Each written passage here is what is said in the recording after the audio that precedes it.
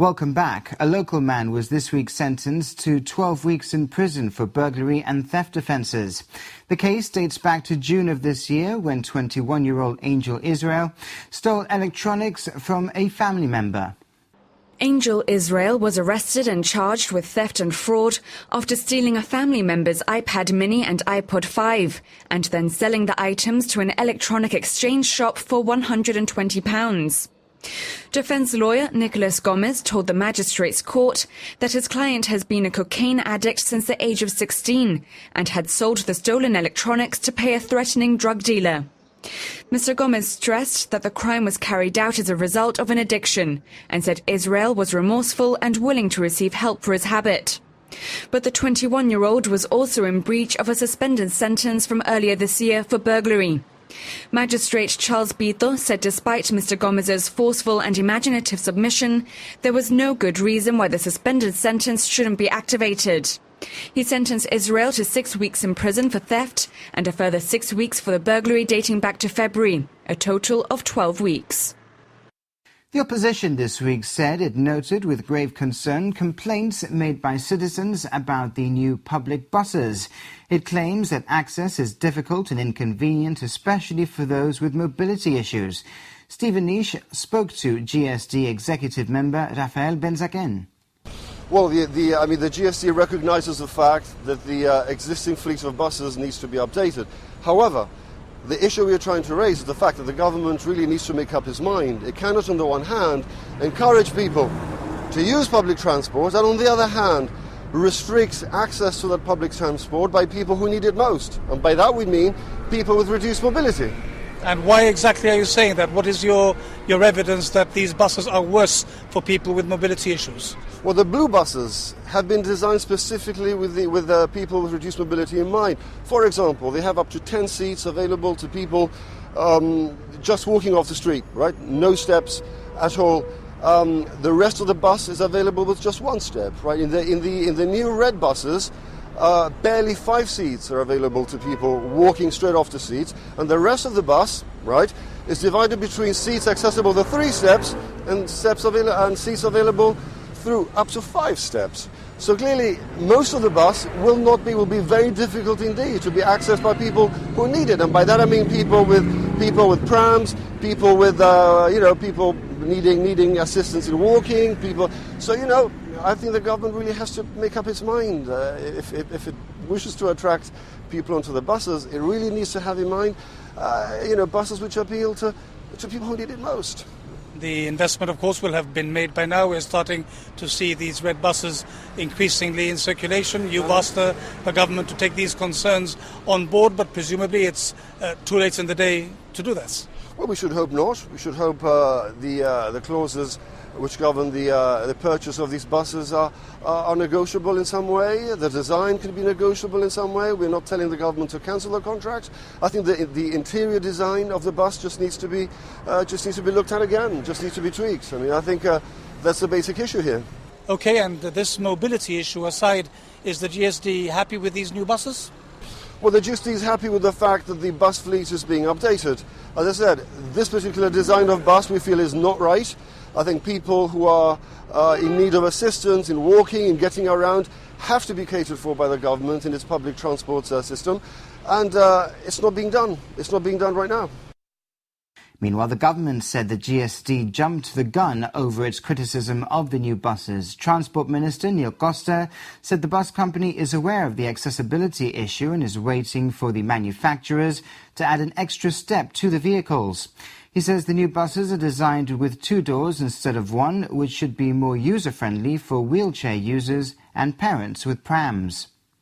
The opposition gave details this week of the policy it will be presenting the electorate at the next general election in relation to greater transparency and openness in the awarding of contracts and appointments into the government. The GSD says it's essential to ensure the confidence of the community is rebuilt with the introduction of a fairer system.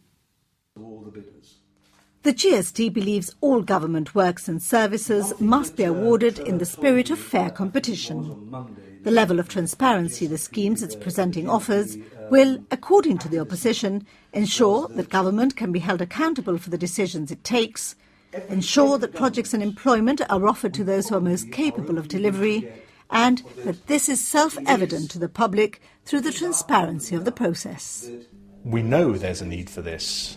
We look around us and we see that there is a total lack of transparency at present in the way many tenders are awarded. Millions of pounds are spent every year on direct allocations of government contracts. All of that needs to be addressed, and all of those should be subject to transparent tendering processes. We need to make sure that those who are tendering for works have a confidence in the process, that they know that their tender has a fair chance of winning. It may not win, but it doesn't mean they don't have a fair opportunity as part of that competition. Whether this is happening or not, surely it's not something that you say is unique to the GSLP Liberals. This is something that needs to be addressed in Gibraltar, and GST government going forward would make it a priority of addressing this issue. The GST would implement a secure tendering procedure, where tenderers would be able to follow the whole process, with tender boxes centrally located, and the box only opened in public once the tender date has expired. It would make tender evaluations and the reason for choosing it publicly available, and is committed to making a statement in Parliament to explain the reasoning behind its decision should a tender be awarded to a company not recommended by the committee. Contracts under £5,000 would be distributed across the private sector on an agreed schedule of rates for construction works. On employment into the government, the GST says it would ensure an equally transparent system, and again commits itself to explaining its decision in Parliament when it recruits externally for roles where the remuneration package is in excess of £70,000. However, is it a fact that any system would be open to criticism, and are there those that would say that jobs for the boys is something that's always happened? I put this to Mr. Hammond.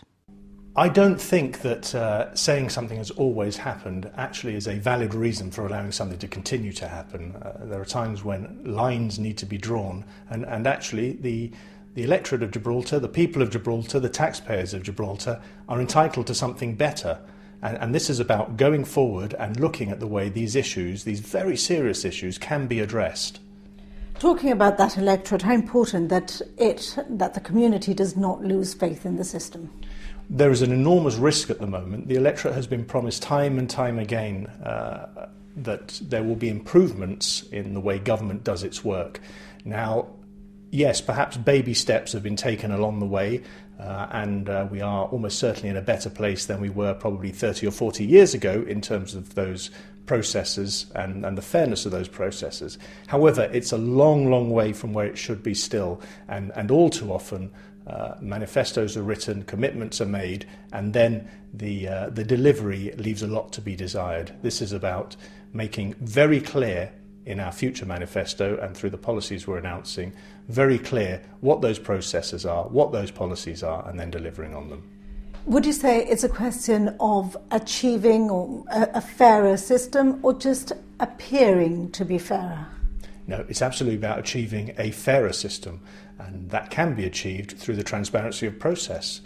It's if you're going to not allow scrutiny, public scrutiny of what you're doing, then of course you can perhaps create an illusion of fairness. This is about having absolute public scrutiny, including statements to Parliament where necessary, so the opposition doesn't have to go squirreling around looking for the right answers or asking government and then being responded to with some fudge to response. This is actually about ministers standing up in Parliament and potentially making very public statements about why governments have made certain decisions.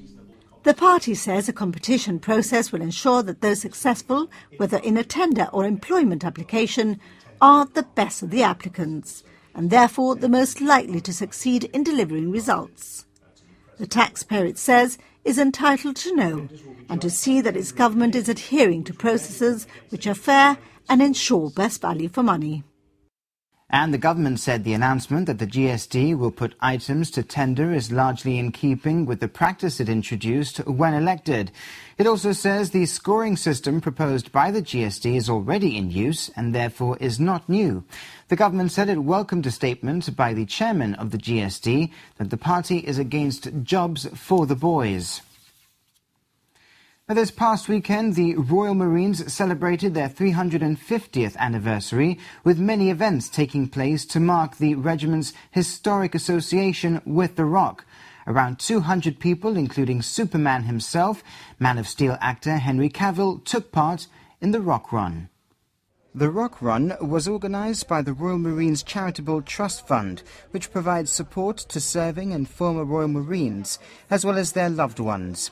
Man of Steel actor Henry Cavill is a spokesperson for the Trust Fund, and his visit to the Rock garnered considerable attention from locals who took the opportunity to meet the actor where they could.